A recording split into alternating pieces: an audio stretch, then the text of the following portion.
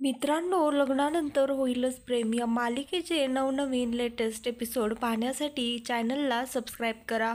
तर आजच्या नवीन भागामध्ये असं दाखवणार आहेत की इकडे किचनमध्ये जीवा आणि नंदिनी पुऱ्या करत असतात. त्यानंतर ती नंदिनी त्याला दगड म्हणते. त्यावर जीवा म्हणतो, तू मला दगड काय, मला अगदी जन्मंजय बदलून माझं नाव दगड धोंडा ठेवलंस तरीही मला काहीच हरकत नाही. त्यावर ती म्हणते ठीक आहे, आणि तो म्हणतो पण मला फक्त तुझीच काळजी वाटते. त्यावर ती विचारते माझी कसली काळजी. त्यावर तो सांगतो आता जर तू माझं नाव दगड ठेवलं तर तुझ्या नावापुढे काय लागेल याचा जरा नीट विचार कर.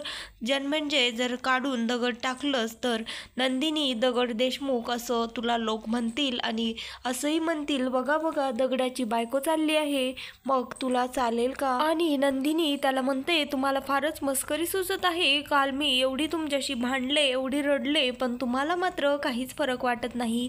तुम्ही आज अगदी काहीच न झाल्यासारखे माझ्यासमोर उभे आहात. त्यावर ती म्हणते आता बडबड बंद करा आणि त्या पुऱ्या पटापट गोल करा, कारण तेलही तापलेलं आहे. त्यावर जीवा म्हणतो बहुतेक तेल सुद्धा तुझ्यावरच गेलेलं आहे की काय. त्यानंतर जीवा त्या पुऱ्या गोल करून झाल्यानंतर त्या तेलामध्ये टाकतो आणि म्हणतो वा काय छान पुऱ्या केलेल्या आहेत मी, बघ असं म्हणत असतो स्वतःच्या मनाशीच. आणि ती तेलामध्ये पुरी टाकल्यानंतर त्याला भीतीही वाटत असते की तेल त्याच्या अंगावर उडून येईल. त्यावर नंदिनी ते पाहून स्वतःच्या मनाशीच म्हणते ह्यांना एवढी लहान मुलांसारखी भीती वाटत आहे तरीही पुऱ्या करण्याची मात्र फारच हौस आहे. आणि त्यानंतर स्वतः जीवा स्वतःच्या पुऱ्यांचं स्वतःच कौतुक करत असतो आणि इकडे पिठामध्ये त्याचे हात भरलेले असतात आणि त्यानंतर त्याला घामही आलेला असतो, त्याला गरमत असतं. त्यावर तो म्हणतो नंदिनीला इशारे करत असतो की माझं जॅकेट काढ. त्यानंतर ती नंदिनी त्याचं जॅकेट काढते आणि दुसरीकडे न ठेवता त्याच्या हातात देते. त्यानंतर तो स्वतःच त्याचं जॅकेट ठेवून देतो. त्यानंतर जीवा इकडे पुऱ्या त्या तेलामध्ये टाकत असतो आणि म्हणत असतो वा काय छान पुऱ्या दिसत आहेत, अगदी लगेचच खावाशा वाटत आहेत.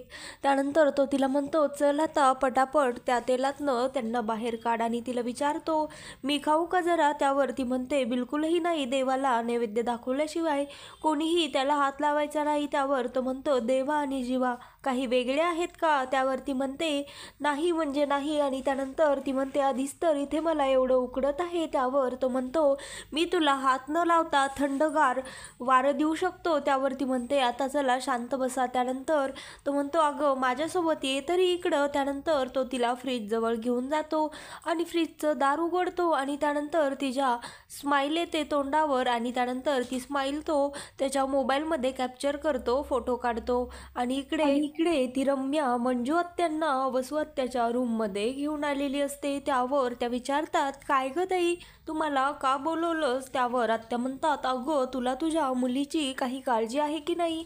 त्यावर ती म्हणते अगं मी तिच्यासाठी वैद्य बोलवले, डॉक्टर बोलवले, ब्राह्मण बोलवले, सगळं काही करून झालं. एवढंच काय तर मुंग्यांना साखरही टाकते आणि कबुतरांना रोज दाणेही टाकते पिहू बरी व्हावी म्हणून. त्यावर ते सर्व मंजूचं बोलणं ऐकून वसू आत्या म्हणतात अगं तुला तुझ्या मुलीची काळजी आहे हे मान्य आहे मला, पण इतरांच्या वाईट नजरापासूनही तिला वाचवलं पाहिजे की नाही.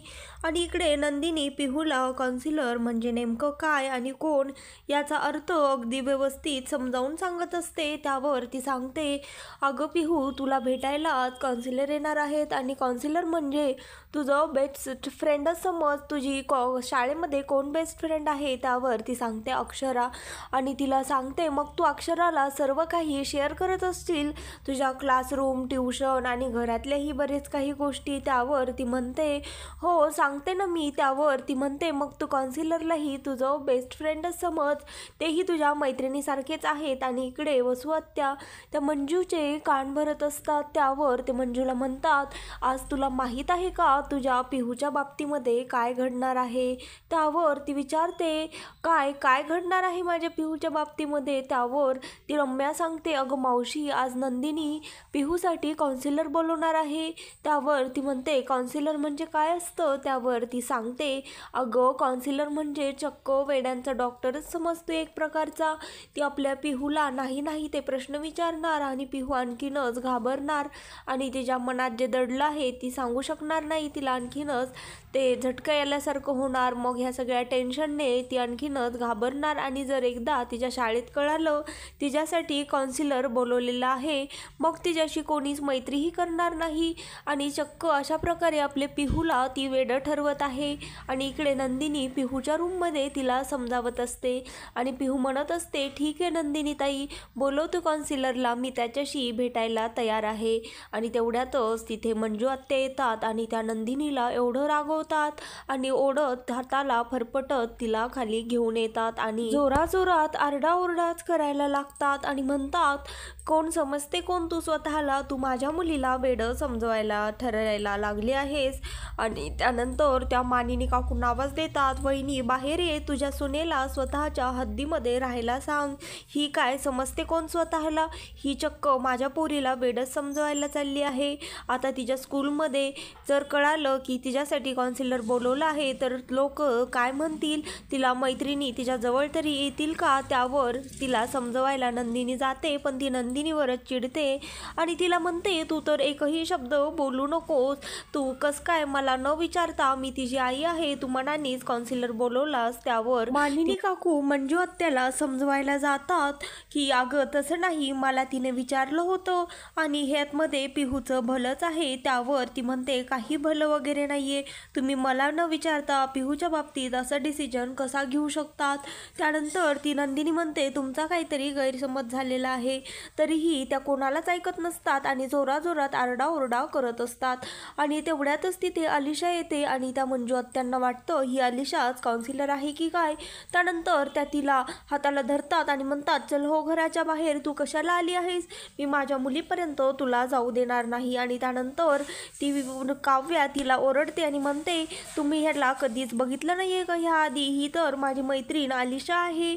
आणि त्यानंतर ती मंजू आत्यांवर खूप चिडते आणि म्हणते एक शब्दही बोलायचं नाही आत्या, आता एकदम शांत म्हणजे शांत माझ्यासोबत असं म्हणा. त्यानंतर ती 10, 9, 8, 7 असं 1 पर्यंत त्यांना उलटी उजळणी म्हणायला लावते आणि म्हणते आता झाला का तुमचा राग शांत. त्यानंतर पार्थला कळतं की ही ट्रिक तर त्यानेच त्या काव्याला सांगितलेली असते. आणि त्यानंतर नंदिनी त्या आत्या शांत झाल्यानंतर त्यांच्या समोर येते आणि म्हणते तुम्हाला काउन्सिलरबद्दल कोणी सांगितलं, नेमकं काउन्सिलर म्हणजे काय मला सांगा, मला माहीत नाही आहे. त्यानंतर त्या सांगतात काउन्सिलर म्हणजे एक प्रकारचा वेड्यांचा डॉक्टर. तर ती नंदिनी म्हणते ही चुकीची माहिती तुम्हाला कोणी सांगितली. हा प्रश्न विचारतात इकडे वसू आत्या आणि रम्या घाबरतात आणि तिला इशारा करतात की खुणवतात, सांगू नको.